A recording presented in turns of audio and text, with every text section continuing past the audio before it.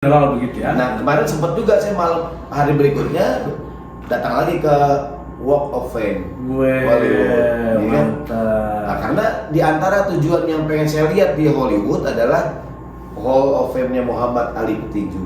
Oke. Kan Muhammad Ali itu namanya dari nama Nabi. Katanya dia nggak mau namanya tulis di jalanan. Oke. Tadi injak-injak orang tulisnya di dinding.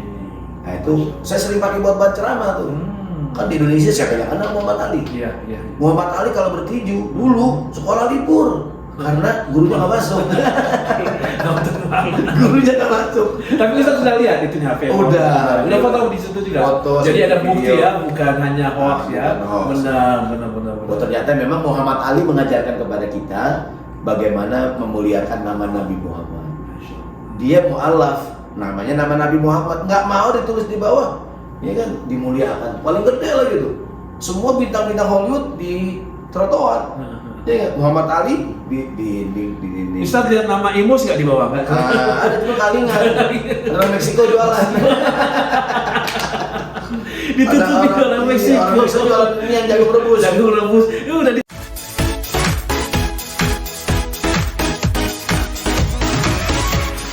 Ya, saat ini kita berada di Park Hollywood Sign. Nah, di sini sebagai kira-kira beginilah hasilnya. Jadi sangat mudah sekali untuk membuatnya. Tinggal kita membeli masyarakat Indonesia yang ada di luar negeri ini pada nama apa saja. Itu menyebut bagian thing that I see amongst families with success in raising their youth.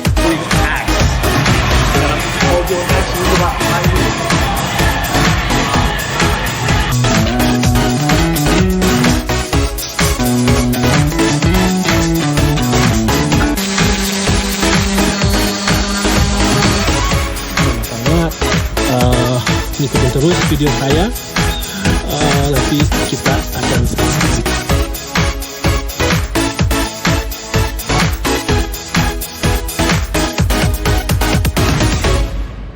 Assalamualaikum warahmatullahi wabarakatuh. What's up guys? Alhamdulillah dengan Bang Imus lagi nih. Dan sekarang episode untuk video kali ini Bang Imus dapat tamu yang luar biasa. Ini sekedar apa ya? I wanna give you a concept ya. Jadi ada kebetulan kita lagi acara muktamar nih di Los Angeles, California, dan kita mengundang pembicara-pembicara dari Indonesia. Salah satunya adalah Ustadz Sahroni nih, dan ini sangat menarik sekali nih. Ustadz Sahroni asal dari Betawi dan aslinya dari Mampang. Nah, Bang Imus nih mau ngobrol-ngobrol dikit dengan Ustadz, mau kilik-kilik dikit nih Ustadz, karena ini pertama kali Ustadz ke Amerika. Kita langsung get down to business ya. Assalamualaikum Ustadz. Waalaikumsalam warahmatullahi wabarakatuh. Sehat Ustadz ya? Alhamdulillah. Udah gak jet lag lagi Ustadz ya? Udah pulas tidurnya.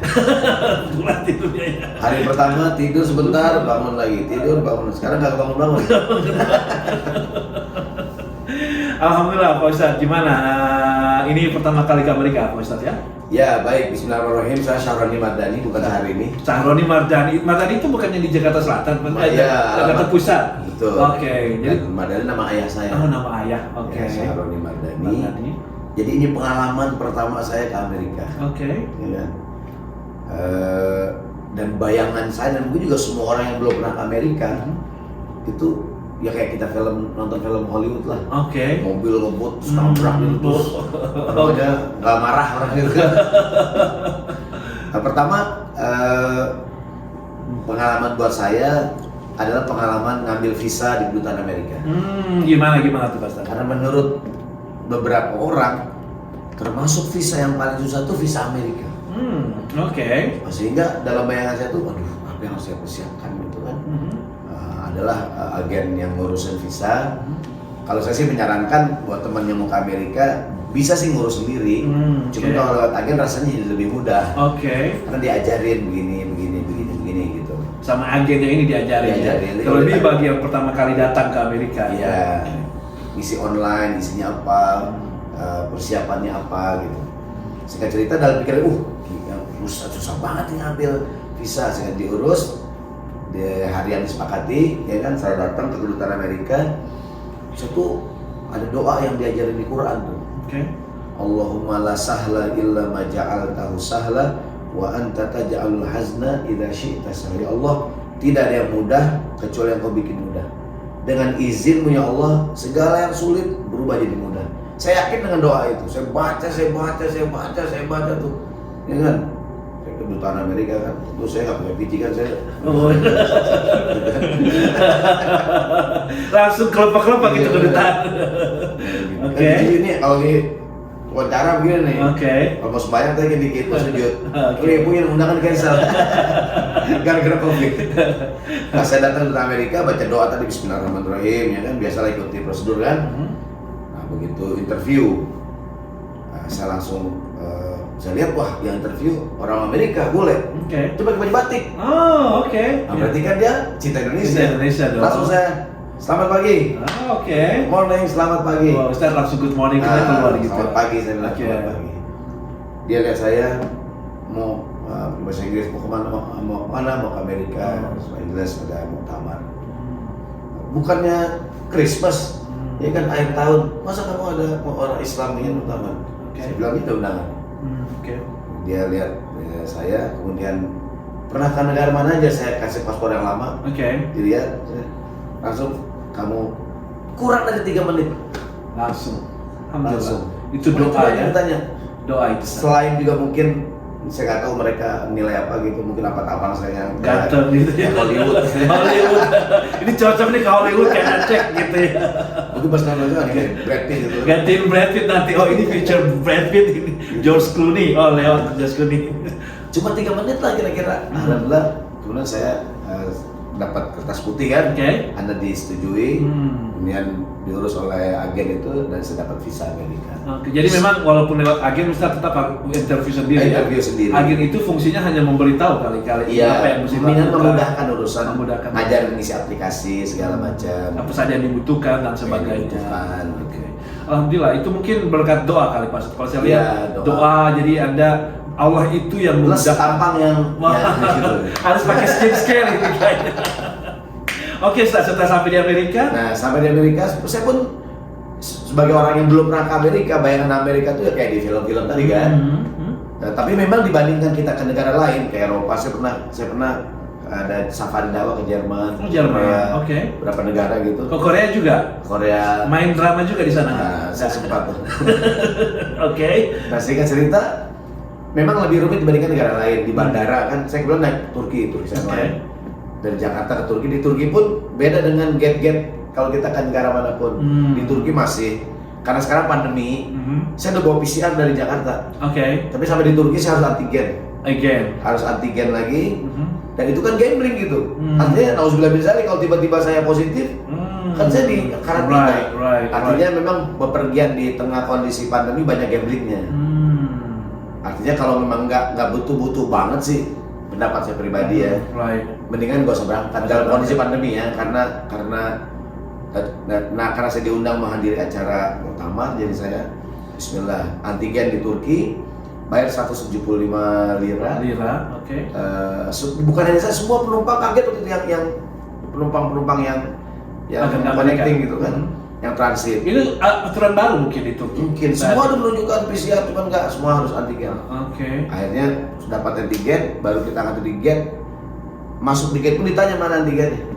Oke. Nah, artinya tidak cukup PCR dari tanah Dari air. Indonesia. Nah, bisa jadi dalam kondisi COVID ini, teman-teman yang pengen keluar negeri, siapkan semua berkas yang mungkin menurut kita nggak diperlukan, tapi siapin. Right. Mau ke negara mau ngapain aja segala macam, bukti segala macam, vaksin segala macam lah.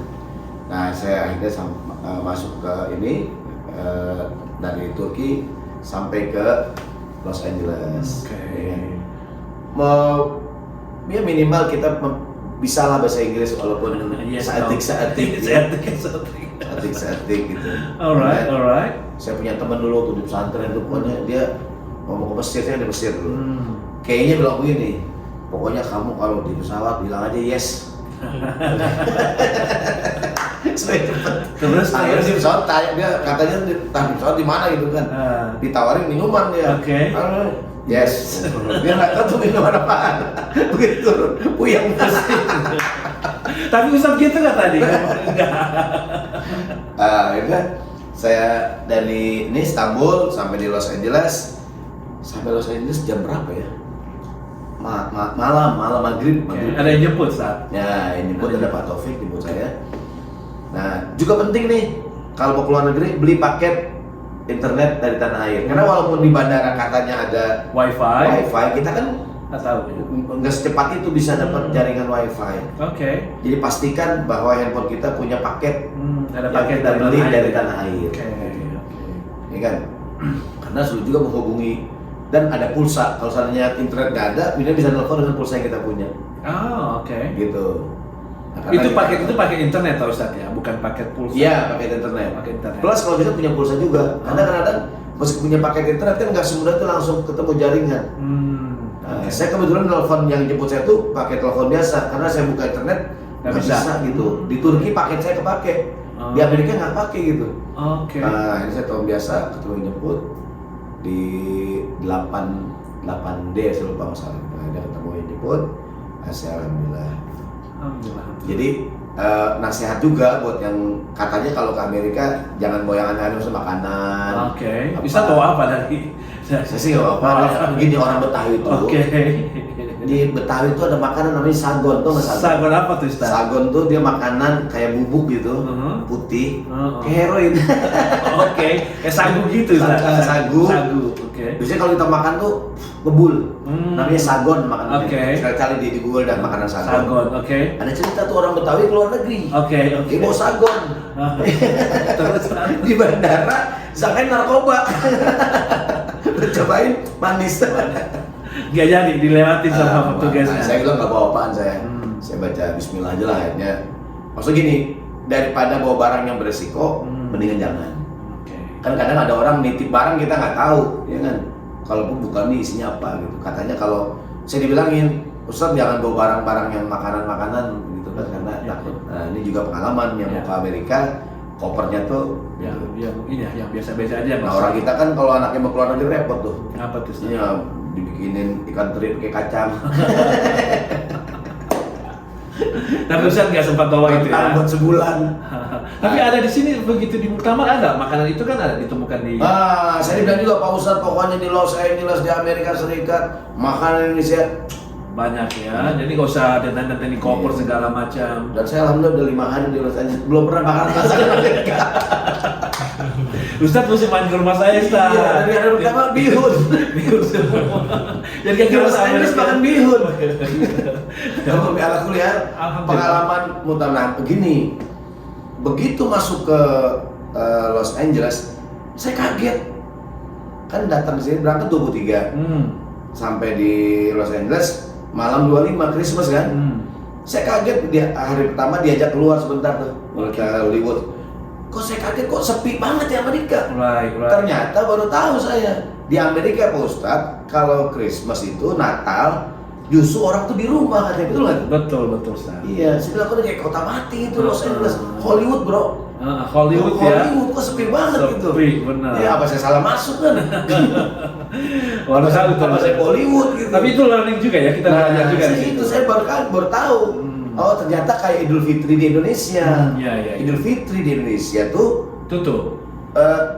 Sudirman, Tamrin kalau Jakarta sepi. Tapi toko-toko tutup. Toko-toko tutup, orang kumpul di rumah. Demikian dengan Natalan di Amerika Serikat. Jadi tutup gitu. Ternyata kalau nggak salah betul nggak tuh? Iya, Pas betul. Natalan itu orang kumpul di rumah. Right, iya. Toko tutup, parkiran nggak ada yang jagain. Ada hikmahnya juga sih parkir kita nggak bayar. Iya kan? Terus mau beli ini katanya ternyata itu pengalaman baru juga ternyata di Amerika Serikat itu Natalan mirip Idul Fitri di tanah air yaitu pagi hari Natal itu gitu. Saya nggak tahu, silakan diluruskan kalau salah. Karena di Amerika Serikat itu Natalan itu ya orang happy. Right, ya. Ya maksudnya ya ini hari happy kumpul keluarga gitu. Maksud saya itu memang betul itu ya. momen untuk memang kadang kan orang yang sudah grow up ya sudah misalkan sudah tumbuh besar dan sudah kemana-mana. Nah Natal itu biasanya momen untuk kumpul sama keluarga. Jadi mereka terbang kayak kita pulang kampung gitu Ustaz. Ya udah. Dan terus- libur, hari dan libur. Kalau kerja tuh libur semua di kita libur. Jadi mereka jadi hangout di rumah aja. Ustaz. Waktu itu saya diajak ke tempat wisata, tutup. Diajak Mungkin sini. mereka tahu kalau Ustaz Saroni mau datang tutup. Ah, iya. Nah ini buat teman-teman, jadi ternyata kalau liburan akhir tahun pas Natal itu justru Tutup. Nah ternyata ramenya pas tahun baru, betul kan? Iya. Nah gitu, atau sepinya tanggal 25 aja atau 25 26, pokoknya saya keluar 25 itu 25 ya, jadi Christmas Eve, jadi 24 sore sebenarnya, 25 malam, 24 malamnya malam Natalnya iya. itu Christmas Eve namanya itu memang sepi. Jadi pada di rumah semua. Jadi buat teman-teman di tanah air bahwa Natalan di Los Angeles, Hollywood bro, sepi. Maksudnya mobil juga nggak banyak gitu, Ya, benar. nyaris kayak nggak ada apa-apaan gitu. Ya kan Kayak mati. Kayak mati. Ternyata orang Amerika tuh kalau Natalan di rumah, Di rumah kumpul dulu nggak keluar. Benar. Betul ya. Nah ini pengetahuan baru buat saya. Ini jadi secara general begitu ya. Nah kemarin sempat juga saya malam hari berikutnya datang lagi ke Walk of Fame. Hollywood, ya kan? Mantap. Nah, karena di antara tujuan yang pengen saya lihat di Hollywood adalah Hall of Fame-nya Muhammad Ali petinju. Oke. Kan Muhammad Ali itu namanya dari nama Nabi. Katanya dia nggak mau namanya tulis di jalanan. Oke. Tadi injak-injak orang tulisnya di dinding. Nah itu saya sering pakai buat ceramah tuh. Kan di Indonesia siapa yang kenal Muhammad Ali? Iya. Muhammad Ali kalau bertinju dulu sekolah libur karena gurunya nggak masuk. Gurunya nggak masuk. Tapi Ustaz sudah lihat itunya apa? Udah foto di situ juga. Foto, Jadi ada bukti video. ya, bukan hanya hoax ya. Bukan hoax. Benar. Oh, ternyata memang Muhammad Ali mengajarkan kepada kita bagaimana memuliakan nama Nabi Muhammad. Dia mu'allaf, namanya nama Nabi Muhammad, nggak mau ditulis di bawah, ya kan, dimuliakan. Paling gede lah gitu. Semua bintang-bintang Hollywood di trotoar. Ya, Muhammad Ali di Ustaz lihat nama Imus nggak di bawah nggak? ada cuma kalingan. Orang Meksiko jualan. Ditutupi orang Meksiko. Orang Meksiko jualan ini yang jago rebus. Jago rebus. Itu udah diparkir di situ. Imus nggak kelihatan. Makanya kemarin Ustaz nggak ketemu nama saya di Kalingan. Nah ini Ustaz, kan gimana tanggapan Ustaz kan mungkin sebelum ke Amerika, pandangan Ustaz terhadap Muslim di Amerika itu seperti apa dan setelah ke Amerika itu seperti apa gitu Ustaz? Begini, terutama saya kebetulan belum ketemu Muslim Amerika ya. Oke. Yang saya jumpai masyarakat Muslim Indonesia di Amerika. Oh, mesti saya kenal sama bini saya kalau gitu dong Ustaz. Oh, your wife is American? Iya, tapi memang tidak saya. Cuma pusing Ustaz, kalau ngerayu harus lihat kamus dulu nih. Oh iya, your wife yang Amerika? Iya, tapi memang kayak terus. Why? How?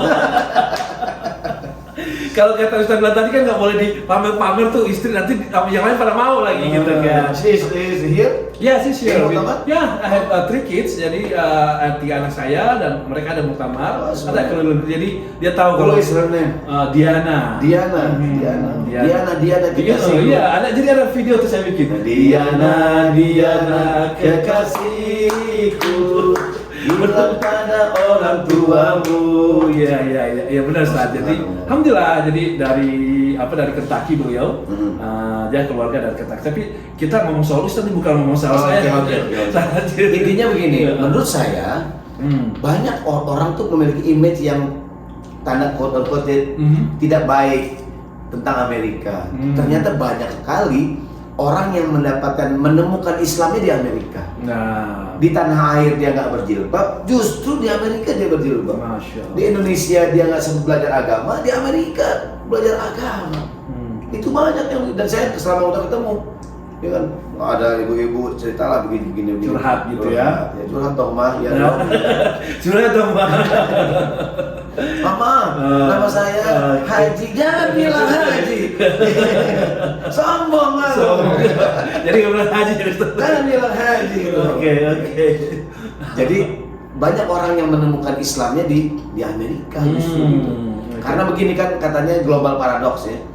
Orang tuh semakin global, semakin lingkungan pergaulan semakin mengecil. Oke. Orang Jawa kumpul dengan orang Jawa, orang Sumatera dengan Sumatera gitu.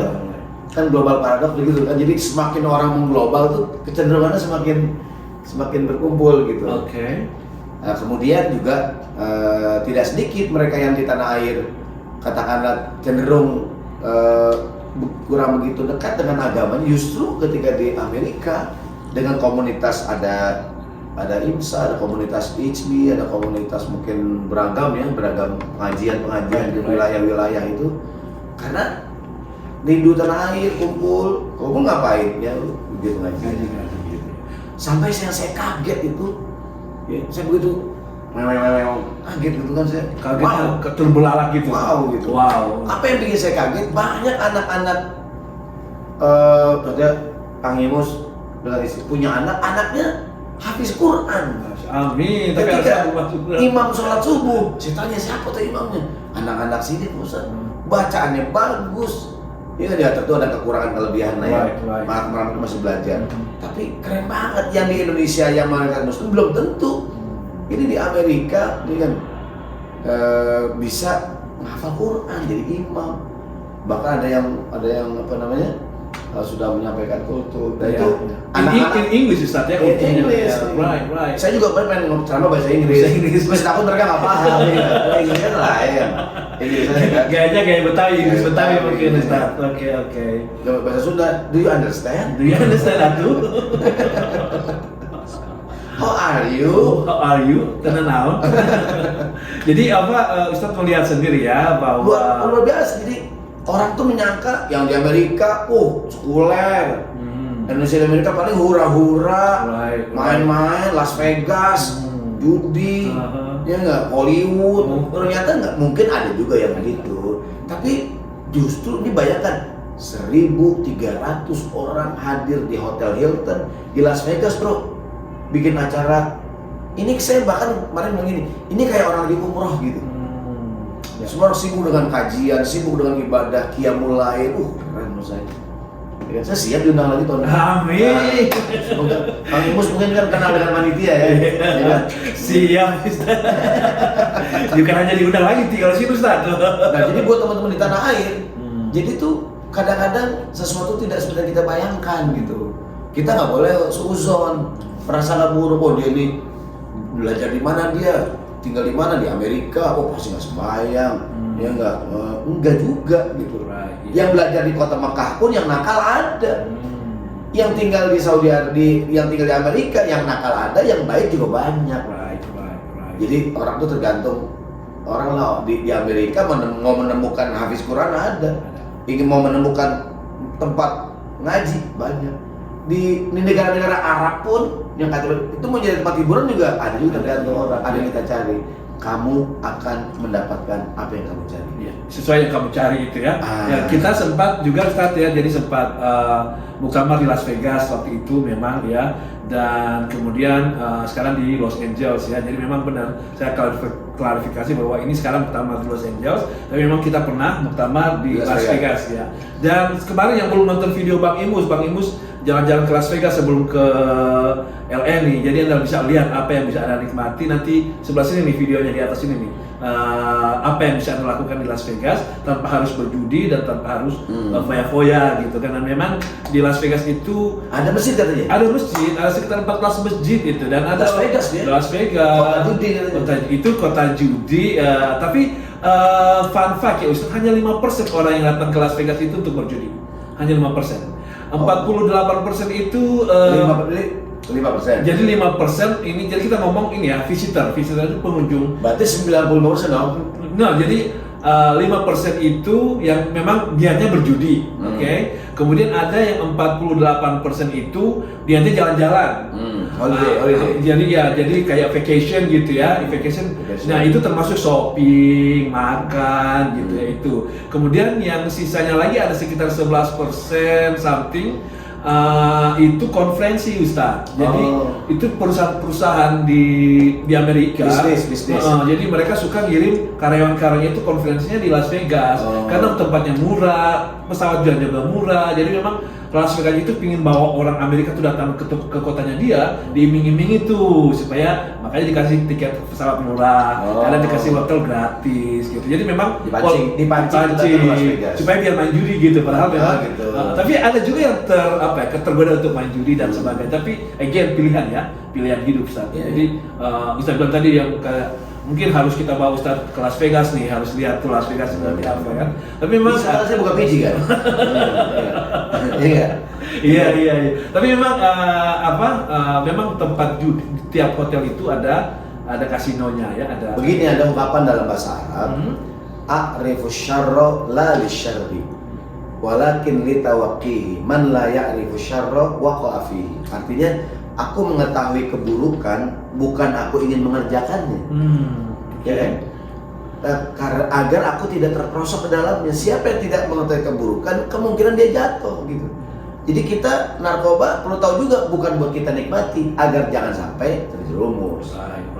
Kita ke Las Vegas biar kita tahu, oh Las Vegas begini. Oh ternyata begini, bukan buat kita main, biar kita tahu gitu. Jadi a'rifu syarra la lisyarri. Aku tahu keburukan bukan pengen berbuat buruk, agar menghindarinya. Iya.